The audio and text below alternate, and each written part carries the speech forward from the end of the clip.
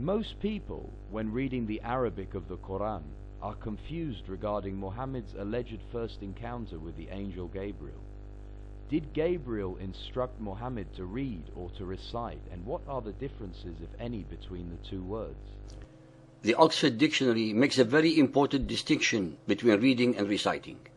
Read is to look at and comprehend the meaning of written or printed matter, by mentally interpreting the characters or symbols of which it is composed. Recite, on the other hand, is to repeat aloud or declaim a poem or a passage from memory before an audience. In the Arabic language also there are two distinct words describing the two actions of reading and reciting. Iqra means to read, that is to read from a document or from writings. Yatlu, on the other hand, means to recite, that is to declaim words from memory. Iqra is actually the first word of the first verse ayah of the first chapter surah of the Quran, but for ungodly reasons, during the compilation of the Quran, it was relegated to the 96th surah instead. Surah Al-Alaq 96.1. Read in the name of thy Lord and Cherisher, who created man out of a mere clot of blood. In Arabic, اقرأ باسم ربك الذي خلق الإنسان من علق.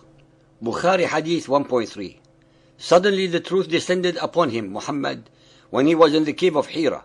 The angel came to him and asked him to read, Iqra. The Prophet replied, I do not know how to read.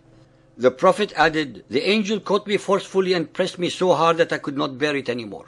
He then released me and again asked me to read, and I replied, I do not know how to read.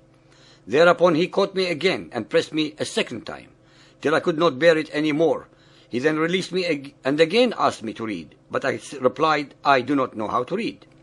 Thereupon he caught me for the third time and pressed me, and then released me and said, read, Iqra in the name of your Lord who has created man from a clot.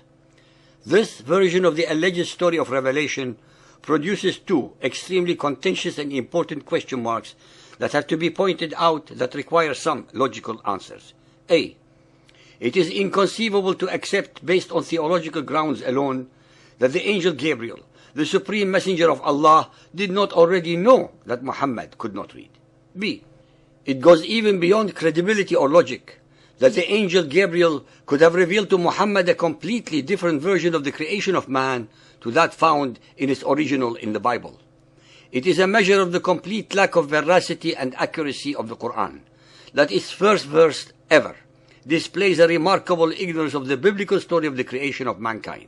After all, he was created from dust and not a clot. The same Torah that the Quran itself repeatedly asserts to have been the word of Allah is perverted and given a completely different version.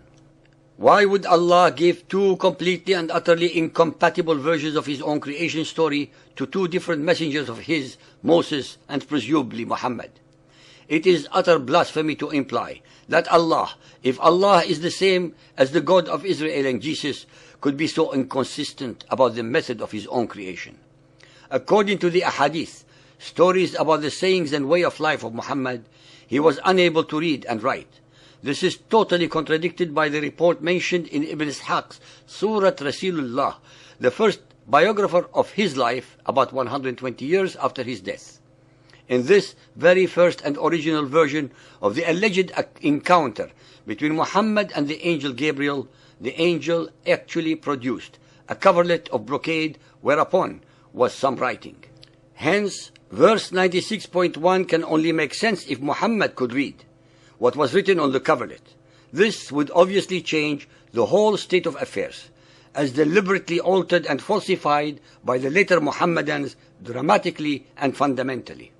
Our listeners should be aware that since Ibn Ishaq was both an Arab and a Muhammadan Muslim and was historically the nearest to the sources of information, his report should have obviously greater reliability than the ones that were mass-produced much later. He cannot be accused of fabrication as a foreigner or as an enemy of Muhammadan Islam. When Gabriel ordered him to read, Muhammad asked him correctly and sensibly, what shall I read? Since the coverlet had writings on it, as Muhammad himself asserts, then it is obvious and totally rational to assume that Gabriel wanted him to read the writing on the coverlet. Why else would Muhammad on 3 consecutive occasions reply by asking Gabriel, what shall I read? The astoundingly simple conclusion based upon Muhammad's answer alone by asking Gabriel, with what shall I read, instead of the altered version of I cannot read, asserts the fact that he could read. In the altered version of the story, the answer I cannot read is totally meaningless, implying the utter stupidity and ignorance of Gabriel regarding Muhammad's ability to read or not. Our listeners should be aware that for doctrinal and theological reasons, the later followers of Muhammad had done their best to obfuscate and confuse their followers and others as to the real meaning of the words depicting to read and to recite. This is confirmed in the altered and corrupted text of Bukhari Hadith 1.3 and 9.111. Hence, in our analysis and investigation to discover the facts, we must address the meanings of both words individually and thoroughly, even if we have to repeat certain ideas more than once. Version A1.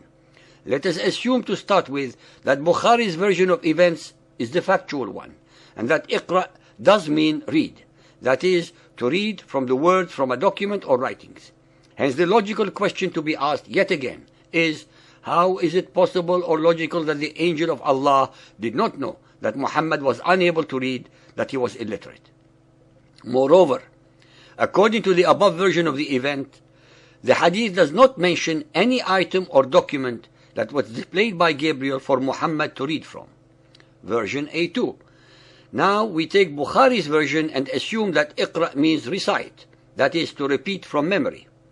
In this manner also, Muhammad's answer, I cannot read, or in this instance, I cannot recite, makes absolutely no sense, since Gabriel had not yet informed Muhammad of the Quranic verses to recite, and Muhammad was obviously at a loss as to what he was supposed to recite, and hence Muhammad should have replied, what should I recite?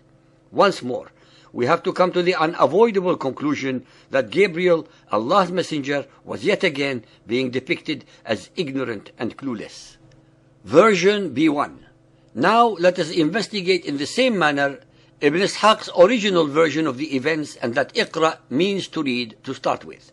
When Gabriel ordered him to read Iqra, implying the writing on the coverlet, Muhammad asked him correctly and sensibly, what shall I read? Because maybe he was not so sure. In this case, Gabriel obviously and correctly knew that Muhammad could read. Version B2. But if Iqra in this instance meant recite, Gabriel's command and Muhammad's answer, what shall I recite, become once again meaningless and irreconcilable, since Gabriel had, we reiterate again, not told Muhammad the Quranic verses that he wanted him to recite, rendering Gabriel once again as ignorant and clueless. We have now covered all the possible versions of the event, resulting in only one version that can possibly make any sense whatsoever, which is version B1, Ibn Ishaq's original, wherein Iqra means to read the writings from the coverlet.